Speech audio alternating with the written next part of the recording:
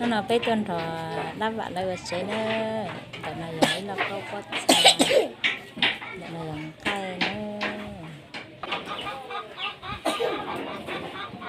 nó tỏ chị chồng phù có xài đây tụi con này chứ trong chị này tụi con này là cây tăng nữa nó chỉ là tụi bây giờ cái chỉ nói thì con này nó tụi con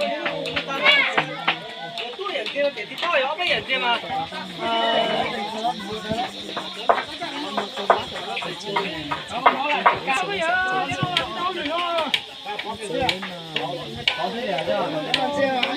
这不都好惨个啥子啦？Việt nó có phải Việt mình đâu? Hả gì? Việt nó ý. Mấy 100 cái này. Có nghĩa là sau này này không phải là mình lên mấy 100. Và có mấy rồi. Ví dụ như mà có lúc à. Nhiều hơn nhiều phụ trang có cái con nữa là có bao nhiêu à? Còn mà tăng chân nhà là bắt chân à. Kẻ nó không lựa vậy à, nó nhiều màu làm sao có vậy em. À chân nó nhiều màu cái nào, nhiều túi vui luôn thế thì nó có trong có cái mắt kia.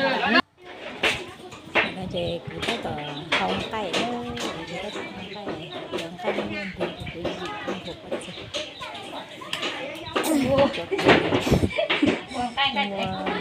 Vừa nó trong vừa gì bất gì thế chỉ tận vậy thôi. Nó sập lại nó đã phải chú mà từ cái cút nhiều nữa. Mà khán giả đồng mọi này là cái gì ta sẽ giải cứu. Cái chuyện mà chẳng được cái kia này. Sáng nó đã phải chú là lấy cái sập lại đi. Nhưng mà nó ta cái việc gì nó cái gì là nó sẽ sập lại. Rồi quật ra để cho anh đậu để lại nó lại cho nó đỏ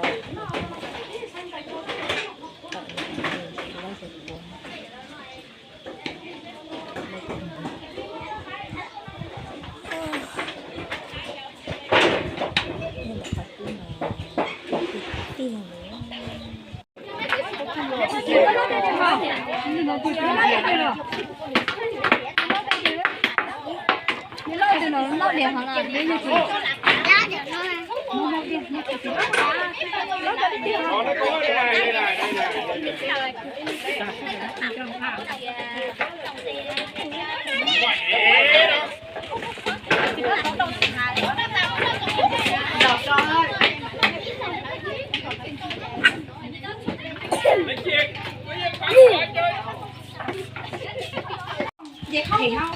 con nghĩa ôm mó đấy nó bên này ôm mó cái xe mó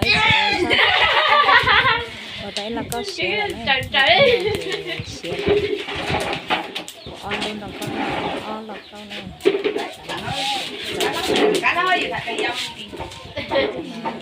cuối tàu thì tuy tàu mà thì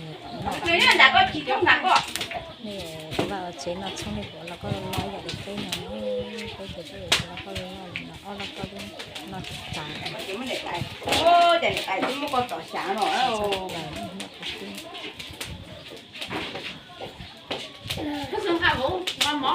sao thì tiền đấy là câu chọn con là cái tập xuyên khác cái gì với món này là